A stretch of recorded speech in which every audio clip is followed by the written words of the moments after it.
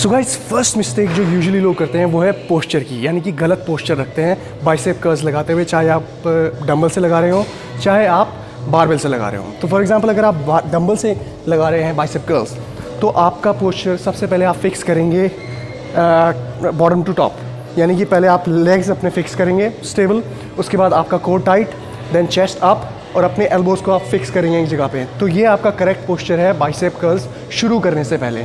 अब bicep curl कैसे लगाने हैं, क्या लगाने हैं, वो बात की बात है, पहले पोस्चर ठीक होना चाहिए।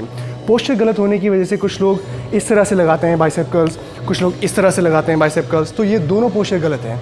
और इससे होता क्या है कि आपको आपकी इंजरी होने के चांसेस बढ़ जाते हैं। जब वेट लाइट होता है बारबेल में, डंबल में, तो तब तो कोई प्रॉब्लम नहीं होती, लेकिन जब वेट बढ़ने लगता है, आप अपने 6 to 8 रेपिटेशन, 4 to 5 रेपिटेशन जब आप लगाने लगते हैं, तो गलत पोस्चर होने की वजह से, लूज़ बॉडी होने की वजह से, कोर टाइट नहीं होने की वजह से इंजरी के चांसेस बहुत ज़्यादा बढ़ जाते हैं। तो ये गलती मत करिए आप। सो गाइस, दूसरी मिस्टेक बहुत ही कॉमन मिस्टेक है और अक्सर लोग करते हैं इसको जिम्स में, वो ये है कि आप अपने बाइसेप कर्ल्स में जो आपकी रिस्ट है उसको न्यूट्रल ग्रिप में ले आते हैं, यानी कि आप हैमर कर्ल करने लग जाते हैं जब आप बाइसेप कर्ल्स कर रहे हैं।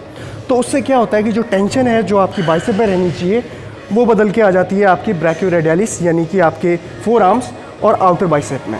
तो बाइसेप कर्ल का मेन मकसद ही है कि आपके इस चीज़ को, इस हिस्से को ट्रेन करे, और वो तभी होगा जब आपका पूरा tension throughout the rep आपके बाइसेप में रहेगा। यानी कि आप सोचिए, जब आप अपने हाथ को आप सीधा सिर्फ बिना वेट के भी अगर आप इस पोजीशन में रखेंगे तो पूरा टेंशन आपको यहाँ पे आएगा। लेकिन कुछ लोग क्या करते हैं कि नीचे ले जाते हैं, आप इसको न्यूट्रल ग्रिप में ले आते हैं, हैमर पोजीशन में ले आते हैं, और ऊपर लाते समय भी यहाँ तक आप उसको जब रैप शुरू करते हैं तो हाफ आपका रैप न्यूट्रल ग्रिप में चलता है, हैमर पोजीशन में चलता है, और उसके बाद आप इसको कर्ल करते हैं, तो आपका जो मूवमेंट है वो हाफ आता है आपके बाइसेप में। तो ये बहुत ही बड़ा रीज़न है लोगों का बाइसेप ग्रो नहीं होने का। तो इसका सलूशन क्या है? इसका सलूशन मैं आपको बताता हूँ कि जब भी आप बाइसेप कर्ल्स लगाएं तो आप डंबल को ऐसे बिल्कुल ना रखें, चाहे जितने बड़े डंबल हो, चाहे 30 kg से आप उठा रहे हैं, डंबल्स हमेशा यूँ रखिए। तो उससे क्या होगा कि थ्रू आउट आपके एक्सरसाइज में, रैप में आपका टेंशन बाइसेप में रहेगा। मैंने ऐसे पकड़े हुए डंबल, अभी तक मुझे स्ट्रेच फील हो रहा है अपने बाइसेप में। तो आप यूँ जब कर्ल्स लगाएंगे तब आपको मैक्सिमम कॉन्ट्रैक्शन और मैक्सिमम स्ट्रेच आपको सिर्फ और सिर्फ बाइसेप पे मिलेगा, रादर देन इसके। ठीक है, कुछ लोग कहते हैं कि आप नीचे से उठाइए यूँ, कुछ फ़ायदा नहीं है, इस तरह से आप करेंगे। ठीक है, proper contraction, proper stretch. So guys, third point इसमें आता है हमारा एल्बो मूव करने का।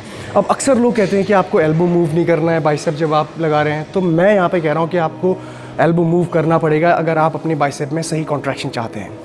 तो मैं क्यों कह रहा हूँ ऐसा?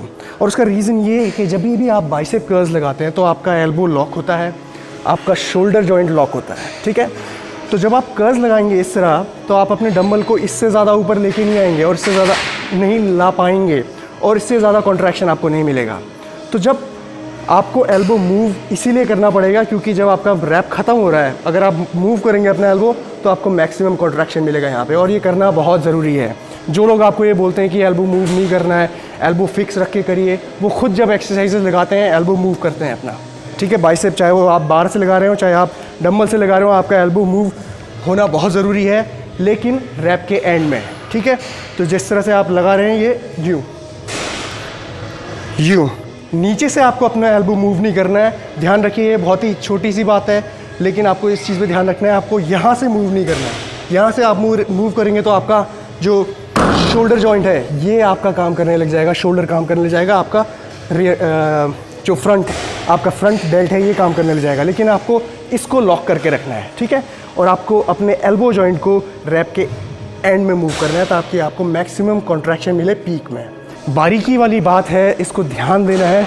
अक्सर लोग कहते हैं कि आप एल्बो मूव मत करिए, वो पूरी तरह से सही नहीं है। एल्बो मूव करना है आपको, लेकिन रैप के एंड में मैक्सिमम कॉन्ट्रैक्शन को पाने के लिए। सो गाइस, फोर्थ पॉइंट ये है कि लोग अक्सर फोकस नहीं करते हैं इसेंट्रिक ओवरलोड पे। अब इसेंट्रिक ओवरलोड क्या होता है? जब आप बाइसेप कर्ल्स लगा रहे हैं, अगर आपका हैवी वेट है तो बाइसेप कर्ल लगाते हुए जब आप वेट नीचे लेके जा रहे हैं नेगेटिव्स में, तो इस चीज़ पे लोग फोकस नहीं करते हैं। बाइसेप कर्ल यूँ किया और उसी स्पीड में नीचे, ये बहुत ही रॉन्ग प्रैक्टिस है, गलत फॉर्म है। जब भी आप बाइसेप कर्ल्स लगा रहे हैं तो आपका पूरा फोकस आपके इसेंट्रिक ओवरलोड में होना चाहिए, ताकि आपको पूरी तरह से स्ट्रेच मिले, आपका मसल एक्टिवेशन ज़्यादा हो, और इससे बहुत फ़र्क पड़ता है ये। और लोग अक्सर गलती बाइसेप में इसीलिए करते हैं क्योंकि चाहे आप स्क्वाट्स लगा रहे हो, चाहे आप बेंच प्रेस लगा रहे हो, आपका जो नेगेटिव्स है उसमें आपको फोकस करना ही पड़ता है क्योंकि वेट आपके ऊपर गिरेगा। लेकिन बाइसेप कर्ल्स लगाते हुए लोग अक्सर इसका फ़ायदा नहीं उठा पाते हैं क्योंकि लोड आप जब छोड़ सकते हैं और आपको ज़्यादा प्रॉब्लम नहीं होगी लोड छोड़ने में। लेकिन स्क्वाट्स और बेंच प्रेस में अगर आप लोड छोड़ेंगे तो वो आपको इंजर कर सकता है, बहुत सारी चोट लग सकती है आपको। तो अक्सर लोग इसमें इसेंट्रिक पे फोकस नहीं करते और एकदम से वेट छोड़ देते हैं, वो नहीं करना है आपको। सो गाइस, फिफ्थ मिस्टेक अक्सर लोग ये करते हैं कि डरते हैं चीट रैप लगाने से। गाइस, अगर आप एक्सरसाइज लगा रहे हैं, चाहे आप कोई भी एक्सरसाइज लगा रहे हैं, बाइसेप ही नहीं, चाहे आप बेंच प्रेस लगा रहे हैं, कुछ भी लगा रहे हैं, चीट रैप करना गलत नहीं है। अगर आप 4 to 5 रेपिटेशन के लिए जा रहे हैं और हैवी वेट है आपका बारबेल में और आप हल्का सा चीट ले रहे हैं, अपने लेवरेज ले रहे हैं अपने शोल्डर का, तो कोई इसमें गलत बात नहीं है। लेकिन आपको ये ध्यान देना है कि अगर आप चीट करके वेट को लिफ्ट कर रहे हैं, हैवी वेट, तो उसके बाद जो इसेंट्रिक ओवरलोड है, जो नेगेटिव्स हैं, उसमें आपका पूरा कंट्रोल हो। और ये कंट्रोल आपको बेनिफिट देगा बहुत सारी चीज़ों में। जो मैंने इससे पहले आपको डेडलिफ्ट्स की एक्सरसाइज बताई थी जिसमें बाइसेप टेंडन होने का खतरा होता है, वो इसीलिए होता है क्योंकि लोग इसेंट्रिक ओवरलोड पे फोकस नहीं करते जब वो बाइसेप कर्ल्स लगा रहे हैं। तो अगर आप चीट रैप का इस्तेमाल कर रहे हैं तो उसका बेनिफिट भी आपको मिलेगा अगर आप इसेंट्रिक ओवरलोड पे फोकस करेंगे। तो इसका बेनिफिट आपको इस तरह से उठाना है। चीटिंग करना, चीट रैप्स लगाना कोई गलत बात नहीं है। हल्का बॉडी का मूवमेंट और हल्का शोल्डर का मूवमेंट इस्तेमाल करना गलत नहीं है, क्योंकि कोई भी ऐसी एक्सरसाइज नहीं है जो आइसोलेशन मूवमेंट जिसे हम कह सकते हैं। हर मूवमेंट आपका कंपाउंड मूवमेंट ही होता है। अगर आप चाहे बाइसेप कर्ल्स भी लगा रहे हैं तो उसमें भी आपका शोल्डर, आपका फोर आर्म्स, आपके रिस्ट, हर चीज़ यूज़ हो रही है। तो एक से ज़्यादा पार्ट, एक से ज़्यादा मसल यूज़ हो रहा है, तो वो कंपाउंड मूवमेंट ही है, राइट। तो बेनिफिट इसमें आपको इस तरह से लेना है कि आपको अपना फ़ायदा निकालना है एक्सरसाइज करते हुए। सो गाइस, अगर आप लोगों